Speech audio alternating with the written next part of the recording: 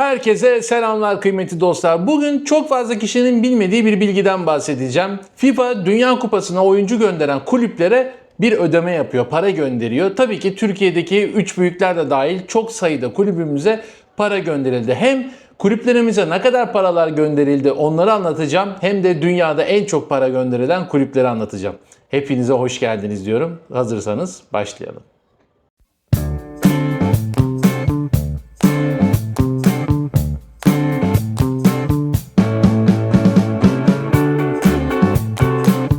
Evet, FIFA Dünya Kupası'nın ardından FIFA kulüp yardımları programı kapsamında kulüplere göndereceği para da netleşti. Her kulübe bir ödeme yapılacak. Yani Dünya Kupası'na katılan milli takımlara oyuncu gönderen kulüplere bu yeni bir olay. Bunu da söyleyeyim. Daha önce yapılıyordu ama kapsamı genişletildi. O detayların hepsini anlatacağım. FIFA bu konuda çok titizdir. Mesela bir futbolcu Dünya Kupası'nda sakatlandı ve o sakatlık süreci turnuvanın sonrasına, yani kulübünün liginin başladığı, uluslararası liginin başladığı döneme kadar aksadı. Atıyorum Eylül, Ekim, Kasım gibi, veyahut da öyle bir sakatlık ki Allah korusun işte ayağı kırıldı, sezonu kapadı futbolcu.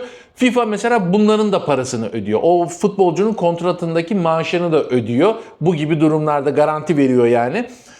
Ki işte kulüpler oyuncuları göndermemezlik gibi bir şey de yapmasın. Çünkü FIFA da tabii ki bu işten para kazanıyor. Evet, The Athletic gazetesi tüm ayrıntıları yazmış. Ben de oradan okuyacağım. Bakalım Türk kulüplerine ne kadar paralar gönderilmiş.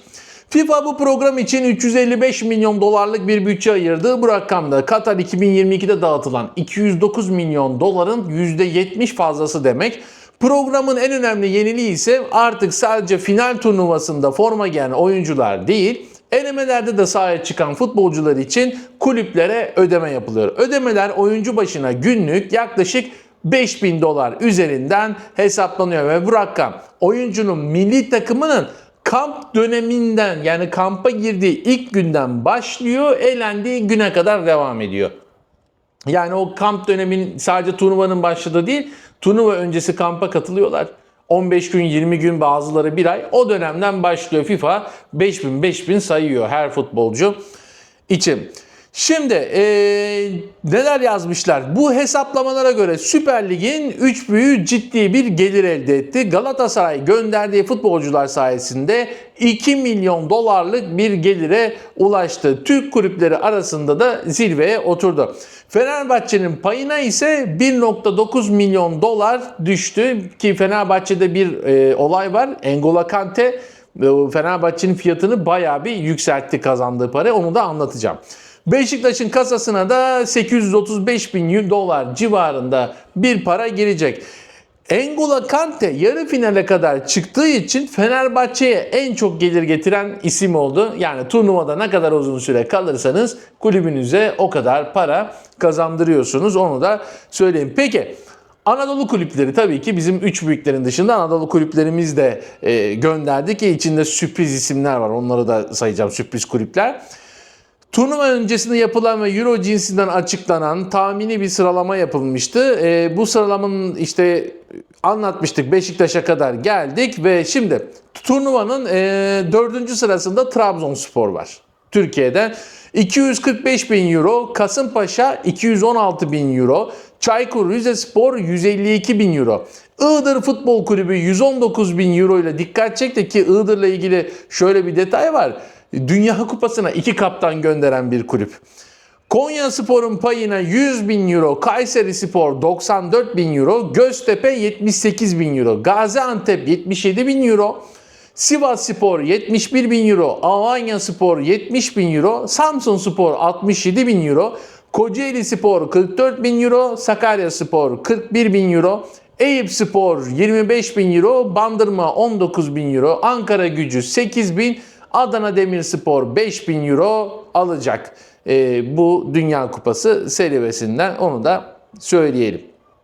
Tabii Anadolu kulüpleriyle ilgili şöyle bir not düşmem gerekiyor. Trabzonspor, Kasımpaşa, Çaykur Rize, Iğdır, Başakşehir ve Konyaspor'un alacağı paralar The Athletic gazetesinde hesaplanmış ama diğerleri daha önce hesaplanmış ama tahmini veriler. Yani onların tamamını hesaplamamıştı Atletik gazetesi. Onları ben buldum, ekledim. Şeylere ekstra bilgi olsun diye. Onlar daha önceden bir Alman kuruluş tarafından, FIFA ile çalışan bir Alman kuruluş tarafından hesaplanmış ve tahmini olarak yansıtılmış. The Athletic o kadar detaylı haberini yapmamış. Peki tabii şöyle de bir şey var. Bir oyuncu kariyeri boyunca birden fazla kulübe de gelir kazandırabiliyor. Bu da şöyle. Oyuncunun 2 sene içerisinde 2 tane farklı kulübü varsa, yani atıyorum son 2 senede bir transfer olduysa bir başka kulübe, 2 tane farklı kulüpte oynamış oluyor 2 sene öncesine kadar. Her ikisine de para kazandırıyor. Böyle de bir avantajı var. Yani Galatasaray mesela Muslera'dan da para kazandı. Onu da ekleyelim. Peki.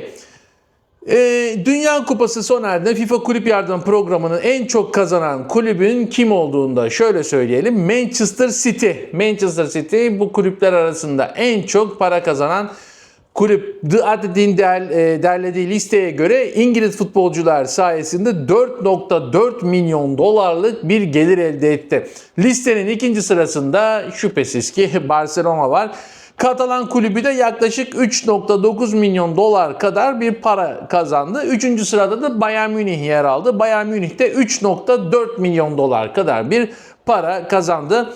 Bu 3 kulübün zirvede yer almasının nedeni, The Athletic şöyle yazmış: hem çok sayıda oyuncu milli takıma göndermeleri hem de bu oyuncuların turnuvada uzun süre kalması, ödemeler futbolcunun milli takımlarıyla birlikte geçirdiği süreye göre hesaplandığı için finale kadar ilerleyen ya da uzun yol kat eden oyunculara sahip ülkeler daha fazla parayı kazandı. Tabii şöyle de bir durum var. 3 milyon dolar, 2 milyon dolar, yani Galatasaray 2, Fenerbahçe'de 2'ye yuvarlayalım, 1.9 milyon dolar.